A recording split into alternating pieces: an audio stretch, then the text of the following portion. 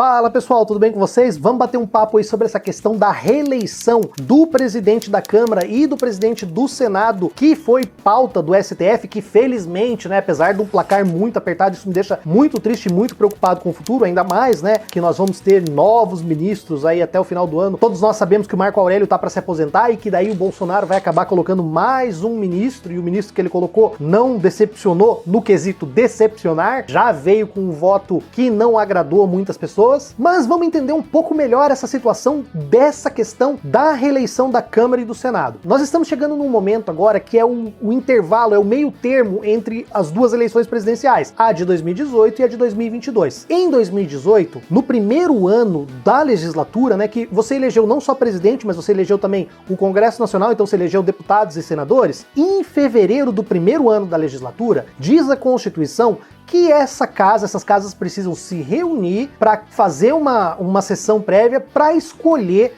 o presidente dessas casas, tanto o Senado quanto a Câmara. E esse mesmo artigo constitucional, que é o artigo 57, parágrafo 4º, ele diz que eles vão se reunir para escolher para um mandato de 2 anos, sendo vedada a recondução para a eleição subsequente. Então o que acontece? A Constituição ela veda claramente um candidato que tenha sido eleito presidente ou do Senado ou da Câmara no primeiro ano da legislatura ser reconduzido para mais 2 anos na eleição seguinte. Ah, mas aí você pergunta, mas o Maia, ele já foi presidente outras vezes? Não, eu não tô entendendo por quê. Eu acredito que aqui talvez tenha sido uma falha do legislador, mas a forma como ele colocou, dizendo que os mandatos têm 2 anos e que você precisa se reunir ali em fevereiro, no comecinho da legislatura, para eleger um presidente da Câmara e do Senado, sendo vedada a recondução para o mandato seguinte, como ele fala disso, da primeira eleição de uma legislatura, quem eventualmente se elege nessa eleição que fica no intervalo, no meio tempo, né,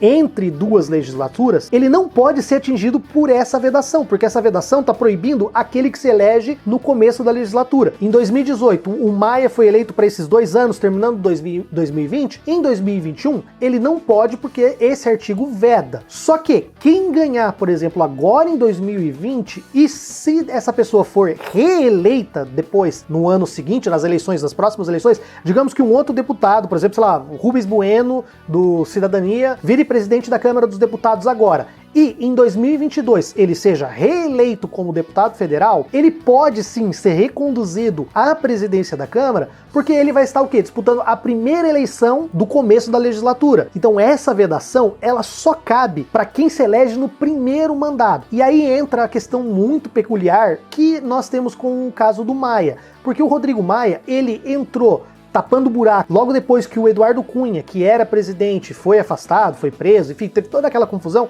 Então ele entrou ali com um mandato tampão, ele acho que foi eleito, mas não foi eleito sobre as condições da Constituição, ele foi eleito ali de acordo com o regimento interno da casa, então ele não foi eleito naquela primeira legislatura, logo aquela vedação não se aplicaria a ele. Aí entrou o meio do ano, o meio das duas legislaturas, e ele se reelegeu, ele foi reconduzido, tudo bem. Agora, o que aconteceu? Ele entrou no começo da legislatura. Então, no começo da legislatura, ele podia, porque essa vedação também não se aplicava. Agora, pela primeira vez, ele vai estar sujeito a essa vedação. Já se antecipando essa vedação, ou melhor, se antecipando a uma movimentação de que talvez ele pudesse querer ser reconduzido, o PDT apresentou uma ação, né, lá no STF, pedindo ou arguindo a inconstitucionalidade dessa reeleição. E aí entra uma questão que, na minha opinião, chega a ser até uma aberração jurídica, que é aplicar um instituto chamado mutação constitucional para tentar fazer talvez uma equivalência com uma reforma constitucional que nós tivemos, que criou a reeleição dos presidentes, né, do presidente, do governador e do prefeito. Só que essa emenda constitucional, ela não alterou esse dispositivo constitucional que fala do presidente da Câmara. Eles quiseram forçar a barra dizendo que não, veja bem, de acordo com o espírito da Constituição e tal, e isso não é cabível.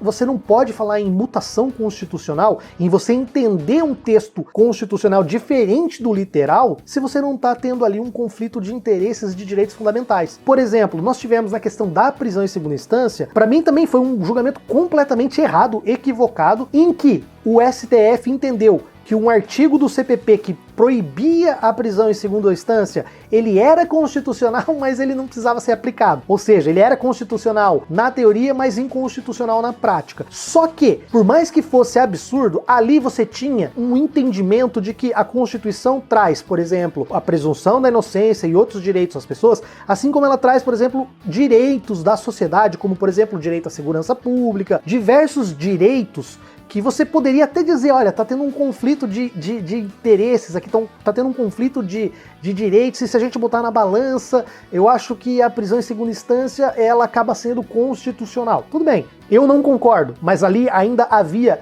um pequeno espaço para você discutir isso. Aqui não. Aqui nós não temos nenhum direito fundamental sendo ferido, nada. Nós temos tão somente o interesse de se perpetuar no poder contra a literalidade da lei. A interpretação, a hermenêutica jurídica, ela tem limites, ela possui limites. E você usar da mutação constitucional para querer julgar qualquer tipo de artigo, cara, isso vai fazer com que não precisamos nem mais ter Constituição, porque do jeito que as coisas estão indo, e esse placar para mim foi muito apertado, foi muito complicado ver que 5 ministros do STF votaram contra a lei, contra o texto constitucional literal e claro. Então, se a gente continuar desse jeito, não precisa ter Constituição. Para que vai ter Constituição se os caras conseguem tirar do argumento para contrariar o próprio texto constitucional? Já foi isso, por exemplo, que a gente fala muito do trabalhador, que o trabalhador só toma, né?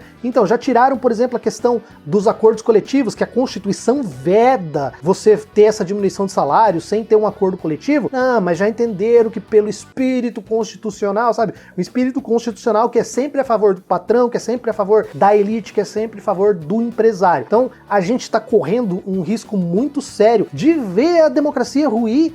E, sabe, é uma preocupação com o presidente da República, com esses atos manifestadamente antidemocráticos. A gente já fica preocupado se vai vir um golpe dali. De repente a gente vê o Congresso Nacional fazendo umas presepadas que a gente já começa a ficar preocupado. Mas aí o STF vem e quer entrar no páreo, quer entrar na briga, porque o STF ele tem realmente surpreendido negativamente em termos jurídicos. Tem coisas que eu acho que deveriam ter, por exemplo, a criminalização da homofobia. Eu sou super a favor da criminalização da homofobia, só que isso não é o STF. O STF não tem a função de criar lei, de criar norma penal. E o que eles fizeram? Foram lá e criaram norma penal contra o texto constitucional e contra o Código Penal.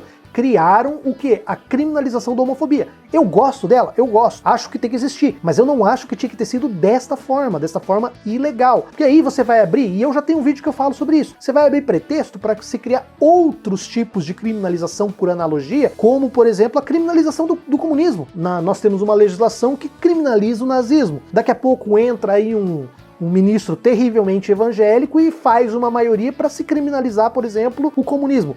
E o STF não é eleito, o STF não é representante do povo para tomar as rédeas dessa situação. Outra questão que eu acho também um absurdo é aquele inquérito que o Alexandre de Moraes está conduzindo lá contra a questão dos fake news e dos ataques à corte. Isso eu também acho um absurdo. Por mais que eu seja a favor de se investigar, de se apurar e de se punir quem está fazendo e está cometendo esses crimes contra a democracia, não é função de um tribunal investigar algo que ele mesmo depois vai julgar. Então nós estamos, assim, vendo golpe em cima de golpe, e o pior é que você encontra argumentos que no fundo, são só maquiavélicos, de os fins justificam os meios. Ah, mas a corte precisava se defender. Ah, mas a homofobia, isso, aquilo. Ah, mas agora precisava segurar o Bolsonaro reelegendo esses daí que estão batendo de frente com ele. Gente, os fins não justificam os meios. Você só cria pretexto, você só cria jurisprudência para que você venha depois a jogar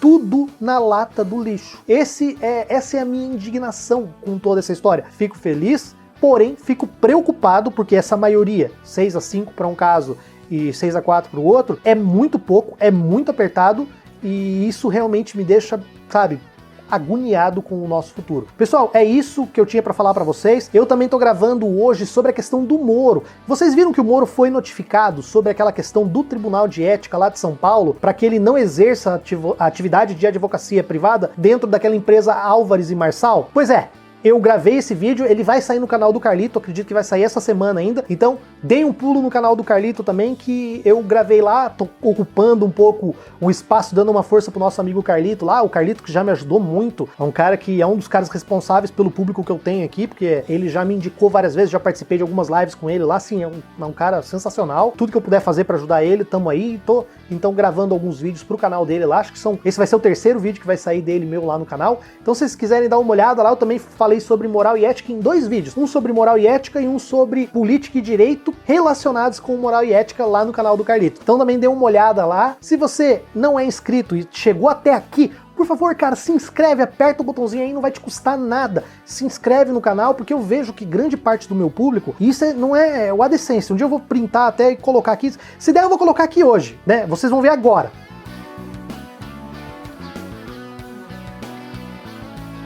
Vocês viram esses dados? Esses dados mostram que a maior parte do público que assiste os meus vídeos não são de inscritos do canal. Então se você não é inscrito, porra, dá essa força pra gente, cara, ajuda a gente a crescer aí, a gente tá produzindo conhecimento, a gente tá trazendo debate, a gente tá tentando combater o obscurantismo, tá tentando, sabe, jogar luz, jogar ciência, jogar direito, jogar ética, jogar moral sobre essa discussão política e contribuir com a dialética do progresso das ideias, com o debate político e democrático dentro do YouTube. Pessoal, mais uma vez, obrigado a todos e até mais.